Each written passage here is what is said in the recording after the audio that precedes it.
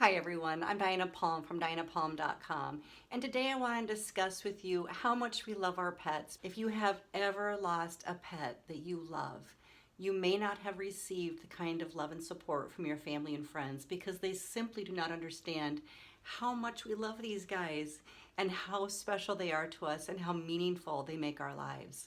So if you have lost a pet and you feel like you're still grieving and you didn't receive the love and support, stay tuned because this video is for you.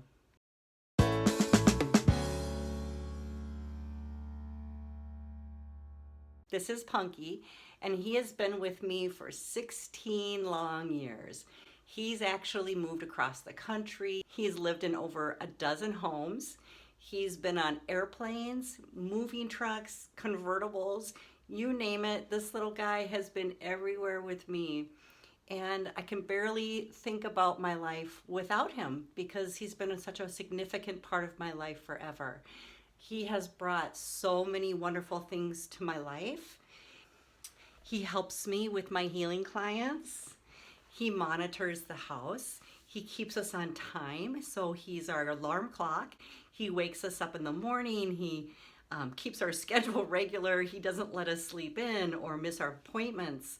So somehow his role in our family is very important. And our animals, they all serve a purpose to us that is significant to them and to their connection with us.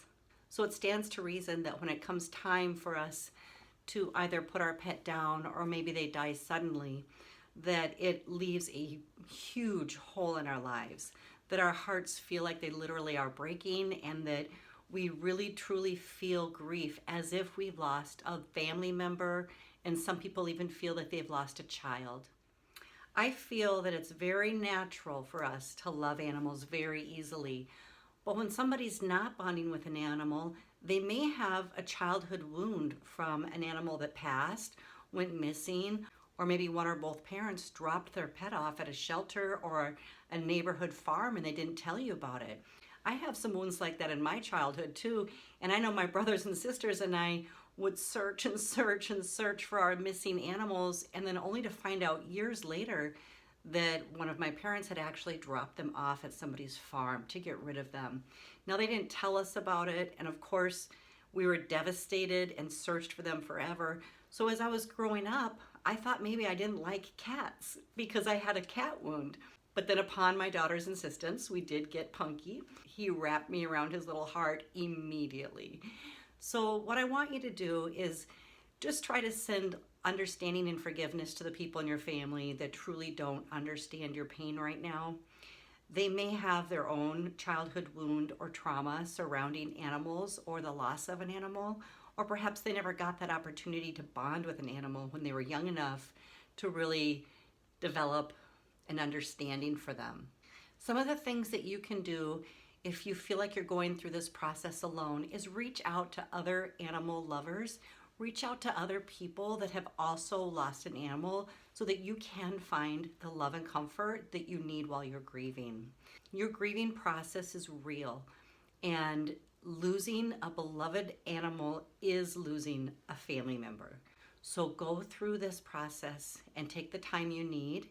You will probably still experience all the same stages of grief that we do when we lose a human family member. And so remember that too. So if you're feeling extremely angry because your family members are not supporting or understanding you, that's also a natural stage of grief. Sometimes we regret things and we think, well, maybe if I switched their food, or maybe if I watched them and they wouldn't have gotten out of the house and gotten hit by a car, or, there's many scenarios that we can run through our mind. But it's really important that you don't get stuck in that energy of looking for someone to blame, even if that's yourself. It's really important to move you through this process with the understanding that if you love your animals so much that you're grieving them right now, they know how much you love them, and they always did, and they can still feel your love for them right now. So there truly is nothing to regret.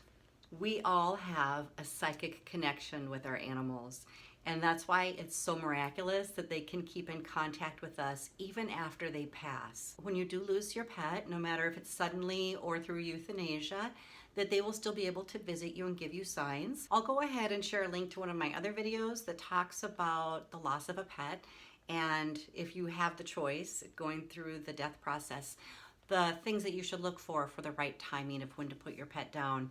It also includes 10 signs that your pet is visiting you from the afterlife. Sometimes family and friends, they don't understand this, especially if they're not pet lovers. I don't know what the percentage is, but in my family, it's kind of half and half. Some of us love animals so much. I have veterinarians in the family. At least half of us have rescued pets. We've taken in strays, three-legged animals, and some of my family members were breeders. But there are some people in my family that never...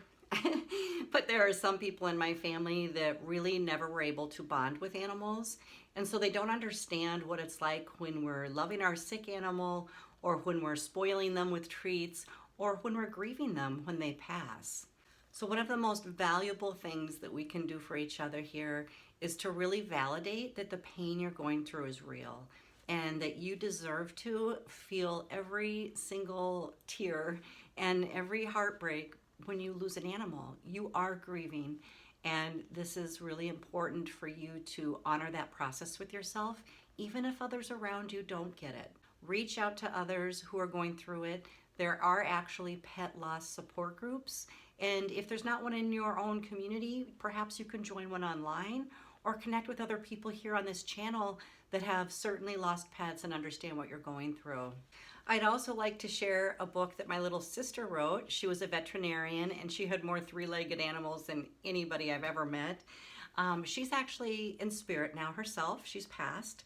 But she wrote this really wonderful children's book called ZOE'S GOOD-BYE.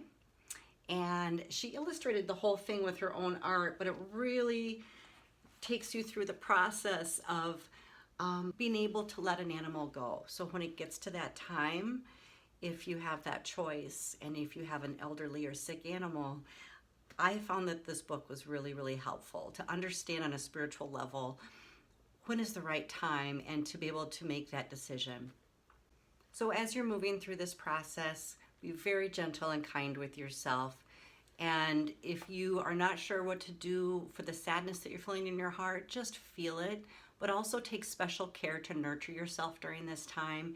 It feels like at this moment that your heart may never mend, but I guarantee it will mend. And it's very important to your pet that you lost that they know you're going to be okay.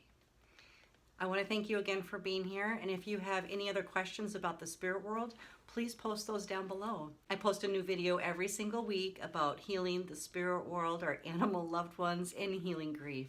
So if you'd like to know more about any of that, go ahead and subscribe, and make sure you hit that little bell below to notify you every single week when I upload a new video. Thanks so much for being here. Have a great day.